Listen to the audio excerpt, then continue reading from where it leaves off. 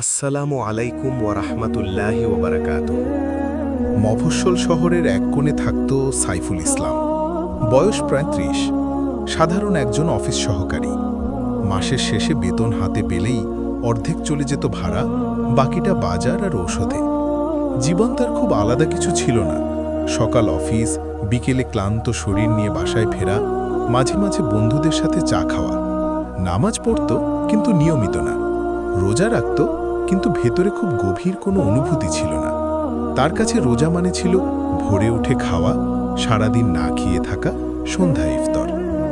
রমজান এলেই শহরের বাতাস বদলে যেত, মসজিদে ভিড় বাড়ত, রাস্তায় ইফতারের দোকান জমজমাট হতো। সাইফুলও রোজা রাখত, কিন্তু মনে হতো এটা একটা নিয়ম, এর বেশি কিছু না। একদিন অফিস থেকে ফেরার পথে সে দেখল রাস্তায় এক বৃদ্ধ বসে আছেন। সামনে ছোট্ট একটি টিনের বাক্স, লেখা রোজাদারদের জন্য ফ্রি পানি। বৃদ্ধ নিজে খুব সাধারণ কাপড় পরে আছেন, কিন্তু মুখে অদ্ভুত শান্তি। সাইফুল থেমে দাঁড়াল। বৃদ্ধ হাসলেন, বললেন, বাবা, রোজা রাখছ? জি, সাইফুল উত্তর দিল। বৃদ্ধ বললেন, জানো, রোজার ফজিলত শুধু ক্ষুধা সহ্য করা না, রোজা মানুষকে ভেতর থেকে বদলে দেয়। সাইফুল একটু হেসে চলে গেল, কিন্তু কথাটা তার মনে রয়ে গেল। পরদিন অফিসে বড় একটা সমস্যা হলো। হিসাবের ভুলের দায় তার উপর পড়ল। বস কঠোর ভাষায় বললেন, এভাবে কাজ করলে চাকরি থাকবে না। সাইফুল জানত ভুলটা তার না, কিন্তু প্রতিবাদ করল না। রোজা রেখেছে, মনে মনে ভাবল, আজ ঝগড়া করব না। দুপুরে সহকর্মীরা লাঞ্চ করছিল। সে নিজের ডেস্কে বসে কোরআনের একটি ছোট অ্যাপ খুলে কয়েকটি আয়াত পড়তে লাগল। অদ্ভুতভাবে তার মন শান্ত হতে লাগল। সে বুঝল রোজা তাকে সংযম শেখাচ্ছে। সেই দিন বিকেলে বাসায় ফেরার সময় সে আবার সেই বৃদ্ধকে দেখল। এবার বৃদ্ধ বললেন, বাবা, আজ খুব গরম ছিল, কষ্ট হলো? সাইফুল বলল, হয়েছে, কিন্তু পারলাম। বৃদ্ধ বললেন, হাদিসে আছে রোজাদারের জন্য দুইটি আনন্দ, এক ইফতারের সময়, দুই আল্লাহর সাথে সাক্ষাতের সময়। কিন্তু আরেকটা ফজিলতও আছে যেটা অনেকেই জানে না। সাইফুল আগ্রহী হল, কি সেটা? বৃদ্ধ বললেন, রোজা মানুষকে এমন এক ঢাল দেয় যা তাকে গুনাহ থেকে রক্ষা করে। তুমি আজ ঝগড়া করনি, এটাই সেই ঢাল। কথাটা তার মনে গভীরভাবে ঢুকে গেল। দিন যেতে লাগল। রমজানের 10ম দিন। অফিস থেকে ফেরার পথে সে দেখল এক ছেলেকে কয়েকজন বড় ছেলে মারছে। সাধারণত সে ঝামেলায় জড়াত না, কিন্তু আজ তার মনে হলো রোজা মানে শুধু নিজের কষ্ট না, অন্যায়ের বিরুদ্ধে দাঁড়ানাও। সে এগিয়ে গিয়ে ছেলেটিকে বাঁচালো। ঝামেলা বড় হলো না, কিন্তু সে বুঝল তার ভেতরে সাহস বেড়েছে। রাতে তারাবিতে দাঁড়িয়ে সে অনুভব করল নামাজে মন বসছে। আগে যেখানে তাড়াহুড়ো করত, এখন সেখানে আয়াতগুলো শুনে চোখ ভিজে যায়। মনে হয় এই কষ্টের ভেতরেই যেন আল্লাহর নৈকট্য লুকিয়ে আছে। একদিন রাতে বাসায় ফিরে দেখে মা চুপচাপ বসে আছেন। গ্যাসের বিল বাকি, টাকা নেই। সাইফুলের হাতে অল্প কিছু টাকা ছিল, সে তা মায়ের হাতে দিল। মা বললেন, তুই নিজের জন্য রাখ। সাইফুল হাসল, রোজা রেখে নিজের জন্য জমিয়ে কি করব? সেই রাতে সিজদায় গিয়ে সে প্রথমবারের মতো গভীরভাবে কাঁদল। বলল, আল্লাহ, আমি আগে বুঝিনি, রোজা শুধু ক্ষুধা না, এটা আমার অহংকার ভাঙছে। পরের দিন অফিসে বস তাকে ডেকে বললেন, তুমি গত কয়েকদিন খুব ধৈর্য দেখিয়েছ। আমি হিসাব চেক করেছি, ভুলটা তোমার ছিল না। তুমি দায়িত্বশীল, সামনে নতুন প্রজেক্টে তোমাকে রাখছি। সাইফুল অবাক হয়ে গেল। সে ভাবল, এটা কি রোজার ফজিলত? কিন্তু গল্প এখানেই শেষ নয়। রমজানের শেষ 10 রাত শুরু হল। শহরের বাতাসে অন্যরকম আবেশ। লাইলাতুল কদরের সন্ধানে মানুষ ইবাদতে ব্যস্ত। সাইফুলও সিদ্ধান্ত নিল আজ পুরো রাত জেগে থাকবে। মসজিদে আলো কম, পরিবেশ শান্ত। ইমামের কণ্ঠে কোরআনের তিলাওয়াত ভেসে আসছে। সিজদায় গিয়ে তার মনে হল এই রোজা তাকে বদলে দিয়েছে। আগে যেখানে রাগ ছিল, এখন সেখানে ধৈর্য। আগে যেখানে অহংকার ছিল, এখন সেখানে নম্রতা। আগে যেখানে ভয় ছিল, এখন সেখানে ভরসা। সে বুঝতে শুরু করল রোজার এমন ফজিলত আছে যা বাইরে দেখা যায় না। এটা মানুষের ভেতরটাকে পরিষ্কার করে। সেই রাতেই তার জীবনের সবচেয়ে বড় উপলব্ধি হতে যাচ্ছিল। 27তম রাত। মসজিদের ভেতর আলো ম্লান, কিন্তু পরিবেশ উজ্জ্বল। মানুষ কাঁদছে, দোয়া করছে।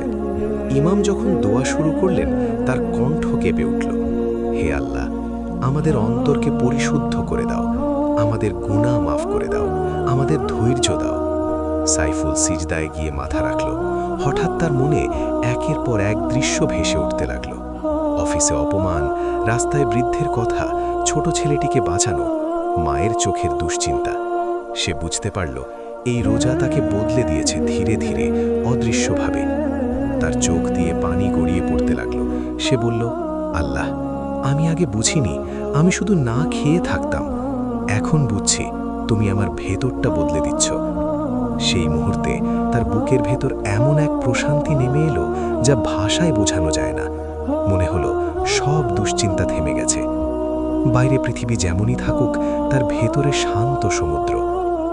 নামাজ শেষে সে মসজিদের বারান্দায় বসে রইল। আকাশে তারা ঝলমল করছে, হালকা বাতাস।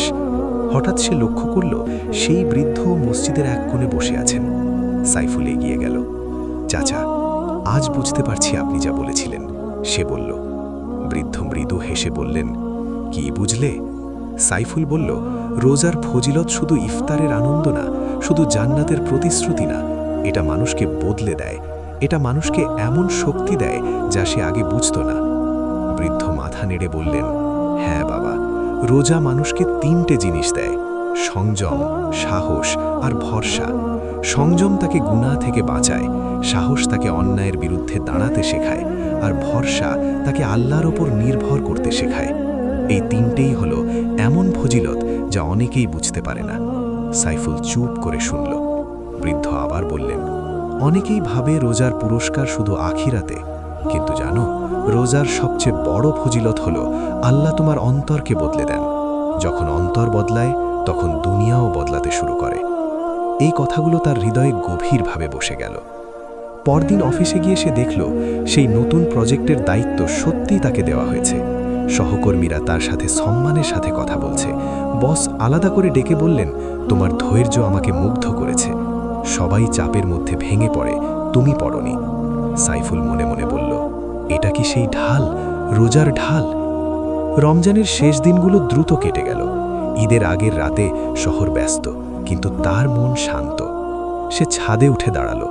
আকাশে চাঁদ। সে মনে মনে হিসাব করল, এই মাসে সে শুধু না খেয়ে থাকেনি, সে নিজের রাগ কমিয়েছে, অহংকার ভেঙেছে, অন্যকে সাহায্য করেছে, মায়ের মুখে হাসি এনেছে। ঈদের সকালে নামাজ শেষে ইমাম খুতবায় বললেন, যে রোজা রেখে শুধু ক্ষুধা পায় সে কিছুই পায় না, কিন্তু যে রোজা রেখে নিজের চরিত্র বদলায় সে দুনিয়া ও আখিরাত দুটোই পায়। এই কথাটা শুনে সাইফুলের চোখ আবার ভিজে উঠল। বাসায় ফিরে মা বললেন, তুই আগের মতো দিই, তোর মুখে শান্তি। সে আয়নার সামনে দাঁড়ালো। সত্যি, তার চেহারা আগের মতোই, কিন্তু ভেতরে যেন অন্য মানুষ। আগে যে ছোট বিষয়েও রেগে যেত, এখন সেখানে ধৈর্য। আগে যে হতাশ হতো, এখন সেখানে আশা। কয়েক মাস পরেও সেই পরিবর্তন রয়ে গেল। রমজান শেষ হয়ে গেছে, কিন্তু তার ভেতরের রোজা যেন শেষ হয়নি। সে নিয়মিত নামাজ পড়তে শুরু করল। মানুষের সাথে আচরণে কোমলতা এলো, অফিসে দায়িত্বশীলতা বাড়ল। ধীরে ধীরে তার উন্নতিও হতে লাগল। একদিন বিকেলে সে সেই জায়গায় গেল যেখানে বৃদ্ধ পানি দিতেন। জায়গাটা ফাঁকা, কেউ নেই। আশেপাশের দোকানদারদের জিজ্ঞেস করল, যে বৃদ্ধ এখানে বসতেন? একজন বলল, কোন বৃদ্ধ? এখানে তো কেউ বসতো না। সাইফুল থমকে গেল। সে চুপ করে দাঁড়িয়ে রইল। তার মনে হলো হয়তো আল্লাহ কোনোভাবে তাকে শিক্ষা দিতে চেয়েছিলেন। হয়তো সেই বৃদ্ধ ছিল এক অজানা রহমত। তার চোখ ভিজে উঠল। সে আকাশের দিকে তাকিয়ে বলল, আল্লাহ, তুমি সত্যি রোজার এমন ফজিলত দিয়েছ যা আমি আগে জানতাম না। সে বুঝল, রোজা শুধু পেট খালি রাখে না, এটা অন্তর পরিষ্কার করে। এটা মানুষকে নিজের দুর্বলতার মুখোমুখি দাঁড় করায়। এটা শিখায় কষ্টের মধ্যেও ধৈর্য রাখা যায়, অপমানের মধ্যেও নম্র থাকা যায়, অভাবের মধ্যেও দান করা যায়। আর সবচেয়ে বড় কথা, রোজা মানুষকে আল্লাহর কাছাকাছি নিয়ে যায়। সাইফুলের জীবন খুব বড় কোনো অলৌকিক ঘটনায় বদলায়নি। সে রাতারাতি ধনী হয়নি, কিন্তু সে পেয়েছে এমন এক জিনিস যা টাকা দিয়ে কেনা যায় না, অন্তরের শান্তি। সে এখন জানে রোজার এমন ফজিলত আছে যা চোখে দেখা যায় না, কিন্তু হৃদয়ে অনুভব করা যায়। আর সেই ফজিলতই মানুষকে সত্যিকারের বদলে দেয়।